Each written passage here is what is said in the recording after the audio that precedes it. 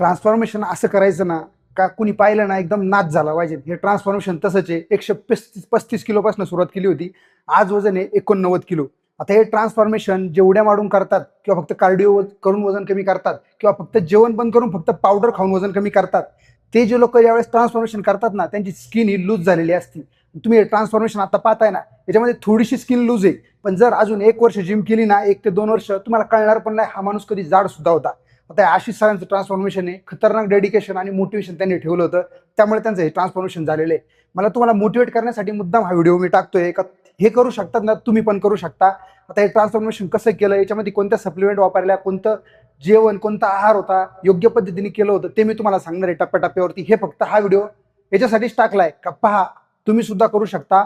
खूप सोपं असतं वजन कमी करणं. फक्त तुमच्यामध्ये डिसिप्लिन पाहिजे आणि तुम्ही ठरवलं तर प्रत्येक गोष्ट तुम्ही अचीव करू शकतो. फक्त तुमच्याकडे पैसा आहे आणि तुम्ही बॉडी बनवू शकता, हा सगळ्यात मोठा गैरसमज आहे तुमचा.